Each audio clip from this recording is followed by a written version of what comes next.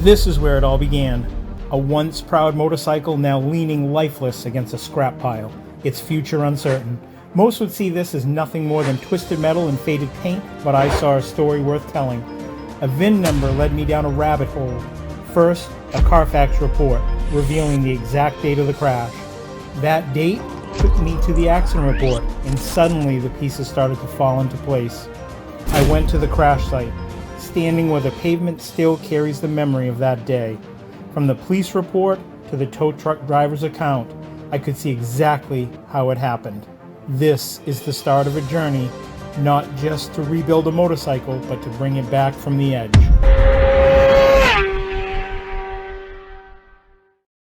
This project is probably going to be a put it together, take it apart, put it back together type video. What I mean by that is that I want to get the parts on it that it needs, because generally when you do a project like this, the more you do, the more you see. Then it leads to other things. So I don't want to go too crazy, doing valve adjustments and all the other stuff, if while I'm working I find out that the frame's broken. I'm going to put the bike all together, do all the work that it needs to do to get it back to normal, minus putting the fairings on it, and then probably take it for a rip, drive it around, find out if it has any problems, and then check the valve adjustments, get the suspension out of it, lubricate everything if it needs to be lubricated. The forks are great. There's no leaks or anything like that, so maybe they've been serviced. And I have a pretty good idea that this bike has been taken care of, because it has some fairly expensive Michelin tires that are on it now, and generally if somebody's just balling on a budget, they're not going to be spending $500 on Michelin tires. They're going to run some cheap Chinese Maypops, Maypop now, Maypop later, and go that route. So I think this bike has actually probably been maintained, but I could be wrong. So I've mounted the original gauge on an aftermarket stay that I got off eBay. I tried to go OEM where I can, because OEM things just fit better, but some things are just they don't make sense cost-wise to buy the OEM stuff. Fairings are a good example of that. Fairings are so crazy priced for OEM fairings, so I tried to find a decent set for this. It's going to look pretty sharp. It's going to be black with red letters. That's it, like a deep red too, almost like a maroon. The Honda wings on the tank will be red. It should look pretty sharp. Yeah, this part number one done. As you can see, the kickstand, shift lever, and the pegs all snapped off. So I ordered a OEM used one off eBay. Make a little mark where the angle of the shifter is, just so when we unthread it right here, you can kind of get it similar to where it was.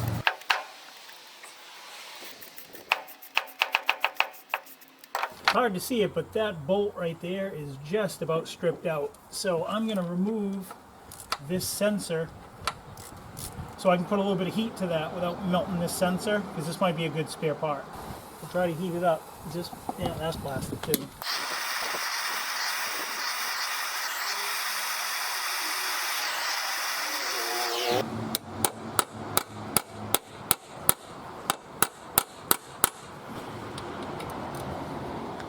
Come on. Oh, yes. Here we go. Good. Woo. That was scary. There's the old one.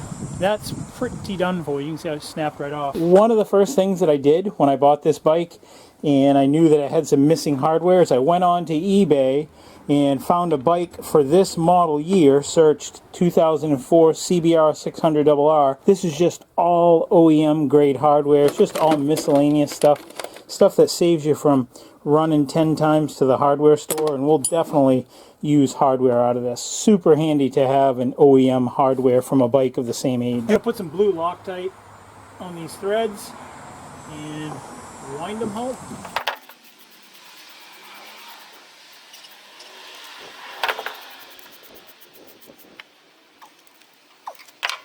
I'm not going to put any Loctite on this pivot bolt yet, not until I get the pegs on it and everything and get those all where they need to be. That way I can adjust, because this is all adjustable, this linkage rod, and I don't want to end up having to go work backwards. So for right now, I'm just going to lubricate the shaft, and then I'll come back back it off, and then just put a little bit of Loctite on it once I'm done.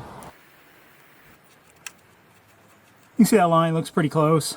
Now it's time to start putting on some foot pegs, make this thing a little more maneuverable. Once I get a radiator, we could technically start driving it. All right, we got one side done. This is looking really good. All of this stuff is just like finger tight. I don't know if it was crashed before and they just never tightened it, or if they took these off and painted them. I mean, if you look at the foot pegs, there's hardly any paint even worn off that. So it almost looks like they might have spray painted them. I don't know. That's why it's so important if you buy something like this that you go through it thoroughly and check all the nuts and bolts and everything, because everything could be loose on it for all I know. I don't know if this plastic piece is going to come with the fairing kit or not. I hope it does. I had a heck of a time getting this one out. It was stripped. And I just had to keep beating the tool in there to loosen it up. Now I got to remove the brake lever, and this is actually bent too, but I don't know, we'll see. Maybe I'll use it as it is. Hate to just keep buying a bunch of stuff. If this will work, I might just run it. There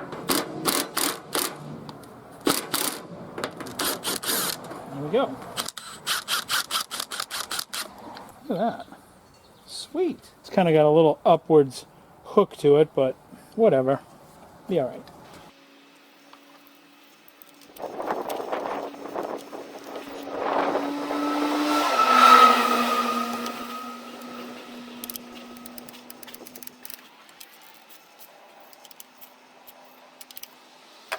Rear brake works, brake light works, brake light switch is all hooked up. That works great. So now let's fix this bent subframe. I went on eBay, picked up a straight subframe for this bike. It's OEM. So let's take off the old one and put on the new one. Holy smokes, this wasn't an easy task, that's for sure. Had to take the gas tank off, had to take off like everything. Unbelievable.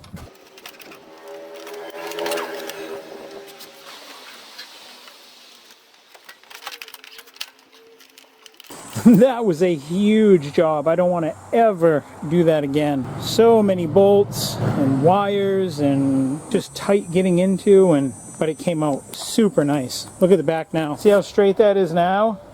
That looks wicked good. So you can see I've got it all suspended up from the roof here. It's kind of a ghetto way of doing it, but hey, it works. And I stuck the axle back in to help support the front end, just to keep it in place. And I got a couple straps on the back holding it for side to side. I brought the tire in my workshop and put it on my balancing stand. So before we go putting any effort into trying to get the gravel out of this wheel where it's all packed in, I wanted to see if the wheel is actually true and if it's salvageable or not. The next thing I'm going to do is take this wheel off my balancer, put it over there on that stand, and break down one side of this tire to get all those rocks out of it.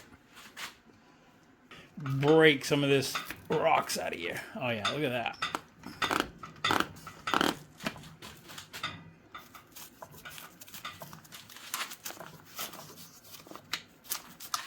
Blow it out a little bit with a air gun.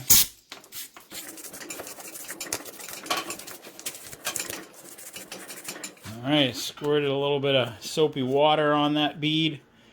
Now we'll let it back. Try to air it up, see if it holds air. Should. I mean, it held air with rocks in it. Should hold air now. I got it set for 35 right now. We'll put some soapy water on it, and if it looks like it's not leaking, we'll balance the tire.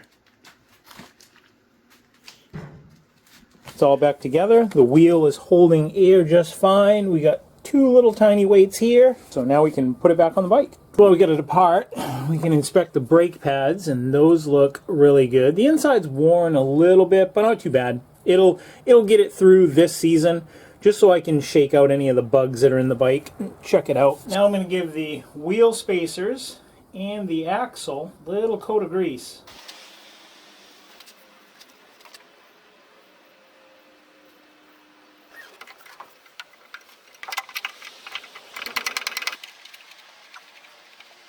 This one gets 44 foot-pounds right there. Now I'm just going to bring the cinch bolt up just a touch. Now I'm going to compress the forks to prevent any binding in the bottom. Now I'll torque the pinch bolts to 16.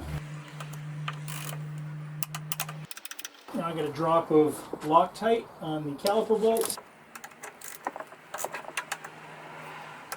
Now you can see how bent up that radiator really is. So it goes straight and then it just, boom, goes downhill. Same thing here, straight downhill. These side tanks are leaking really bad. So that opens that area up a little bit more, and I haven't seen any more damage. Nothing concerning. Hoses all look good.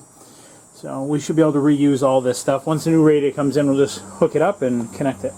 Got the electric fan just kind of wired up out of the way off the handlebar so it's not hanging off the wires. And now what I'm going to straighten out is this bracket right here. This should be from A to B straight. A lot of this is going to be probably guessing how it goes and just trying it, but I think we can get it pretty close. Going that way, I think that goes like that. I could buy a bracket for this on eBay, but it's like 30 bucks. And if I just keep replacing everything, then it's not going to be, cost-wise, it's not going to make sense. I think it's starting to take shape now. Pretty close. It looks like I just got to put it in the vise and pull this bend back just a little, like that. I think we got it, and if we don't, it'll definitely be close enough that a couple taps with a hammer, once the fairings get in, to make sure that they line up perfectly to the fairings, that's all it'll need. I cleaned up those ground connections with some emery paper. My father-in-law likes to call this crocus cloth. I don't know why, but we always laugh when he says crocus cloth. This radiator is quite impressive. It's got all the attaching mounting points, so that's where the electric fan goes. All I had to do is just take off the hardware off my old fan, or off my old radiator. Then the tabs are all on the top, and it came with the rubber bushings inside all of this. I just had to put the metal grommet that goes in between it. Came with a radiator cap. And because the original thermostat in this is 21 years old, I think what we're going to do is fill this with distilled water, get it all together, and then do multiple flush to get the green coolant out of this. And that's going to involve warming it up, getting it up to temperature so that the thermostat opens. Then we can get it all flushed out. After we get everything flushed, then we can go back in and replace the thermostat.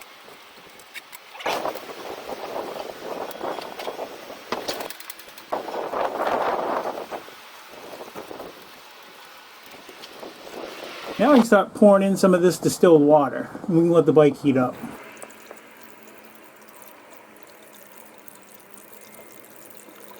So this will be the first time that I've actually let it come up to temperature since I've owned it.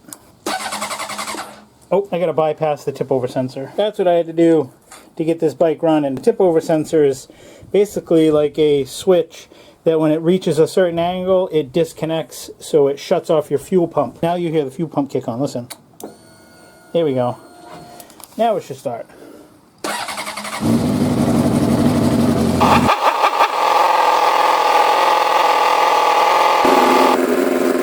Emptied out this coolant tank and filled it with that Honda HP2 fluid. This is what I'm using for cooling in it, and it's blue. It says on a Google search that the fan should kick in about 217.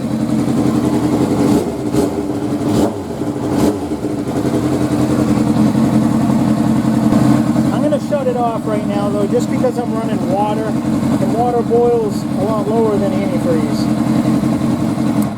We'll let it cool down. I'll drain all this coolant out of it, or water, and we'll try it again. This is going to be the last time I drain the water out of it. I've run it about probably 5 cycles.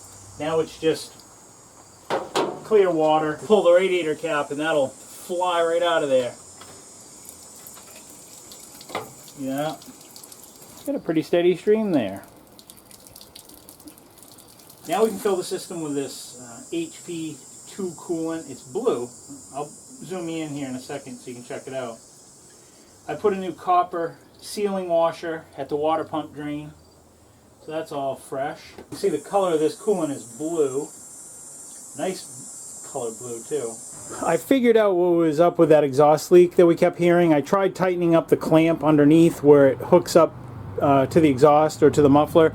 That didn't change anything. So I decided to take off the muffler, and this is the bolt that came out of that area right there. So I started doing a little inspection. Now if you look down in there, you see that?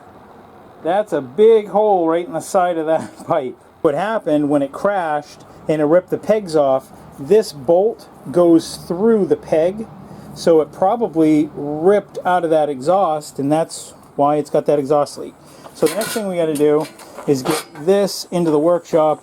This head is stripped right here, so I'll end up welding a nut onto this and then backing that out. Then we can weld this back onto the pipe, and then I can just dig through my OEM bolt kit that I ordered and find a bolt that'll work. And just like that, it's all back together. If you want to see how I welded this up and what was involved into getting it all patched up and 100% back together like it is right now, go ahead and head on over to my welding channel, and I'll have links down below and up above so that you guys can go check that out. It's starting to get a little late, but I figured it'd be a good opportunity to maybe do a quick oil change on it. And of course, you can see that, how it's all like, I don't know, ground down or something. Maybe that happened during the crash. But I can't get a wrench on it, so I'm going to have to use vice grips. Ah, there we go. Oh no. What is this? Is that part of the oil pan that's coming with it? Oh boy. What is that? Is that the gasket or part of the oil pan? Oh boy. I was afraid of this. When you have a bike with this many miles, it's probably had a lot of oil changes. I hope that that's just a plastic washer that was coming apart. The oil's probably blacker than the ace of spades. Look pretty dark. Oh yeah, that is dark. He hasn't seen an oil change in a minute. But the oil level was right on in the sight window, so I'm just going to go with the stock filter, the Honda stock one. Yeah. Alright, it's not as bad as I thought. You can see how it's obviously bottomed out and it messed up. I've been prying on that. That's just an aluminum gasket. But what I'm going to do is run a file on all four sides, because it's kind of like mushroomed it over from where it slid, whatever against it slid against. That'll fix that, and then I'll just have to order a drain bolt. These aluminum jaws are nice. All it is just aluminum angle iron, because you can clamp stuff like this that's soft and it won't damage the part. So now I'm going to just kind of go around this part a little bit with a file.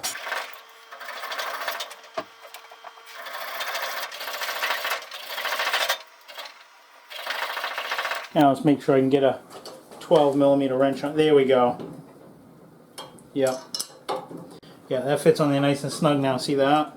I keep supplies like this in my enclosed trailer, and I use a little parts organizer to maintain all this stuff. But you can see I got Honda ones right here, so I just buy a bunch of them at a time, so I have, you know, the crush washers that I need. So when I do an oil change, I don't do them every time. They say you're supposed to put a new crush washer on every time you do an oil change. I probably do, I don't know, 3 oil changes with one, and then I just throw it out and get a new one.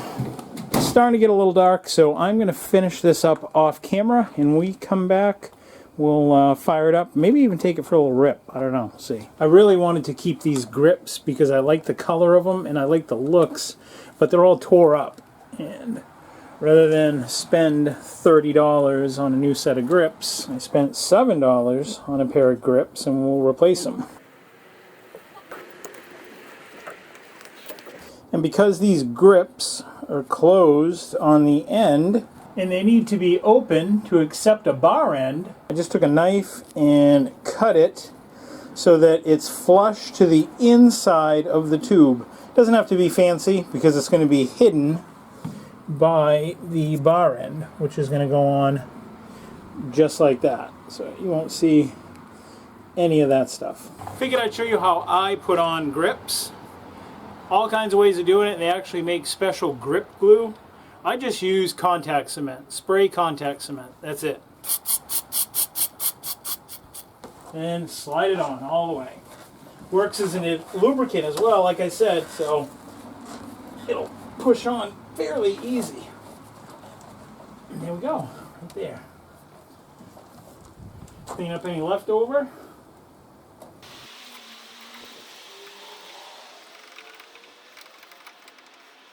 See that?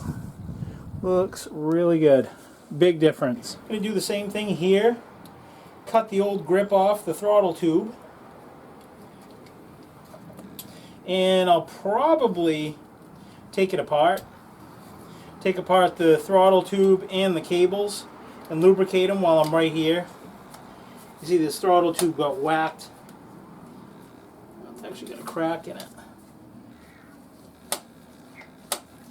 Probably should order a new throttle tube. I think I will. We're back. It's been a couple days. I did order a throttle tube. Got one through Motion Pro. Got the grip on. Lubricated these cables. And now it's good. It stuck a little bit before, and that's because that throttle tube was cracked. So we're in good shape.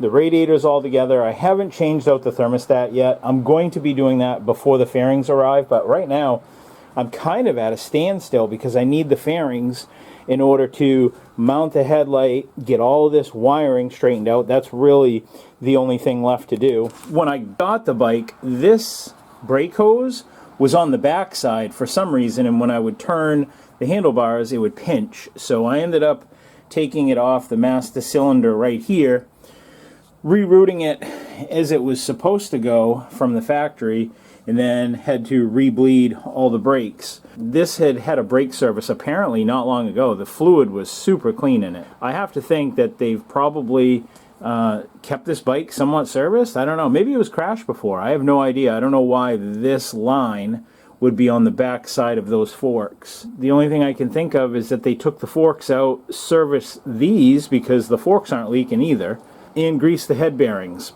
Possibly, and didn't get it back together right. I'm happy to get the throttle tube taken care of. That's one thing I don't mess around with because, you know, stuck throttles and motorcycles aren't a good thing.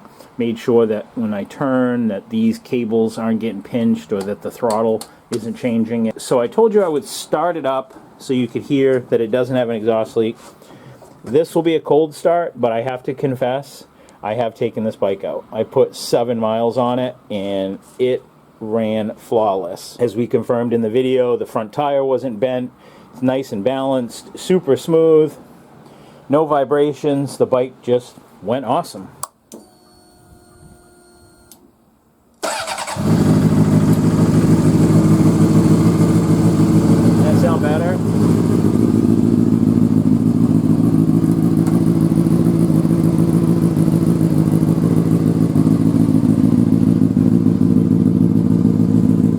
One thing that amazes me with this is the throttle response.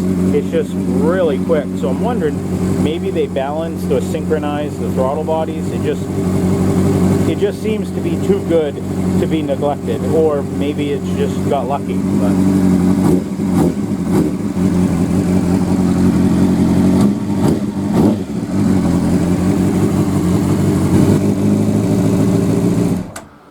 and that's all there is to it. Hopefully the next episode will be the fairings arriving and we can get this together and get it finished up. If you haven't seen episode 1, go ahead and check it out. It's pretty interesting. It's the entire story of this bike, how I came across it, and I have an interview with a guy that actually crashed it. It's pretty interesting. Go ahead and check it out. So be sure to like, comment, subscribe, and stay tuned to see this finished product. And the next time you see it, we're going to be going for a ride. Till then, take care, stay safe, God bless.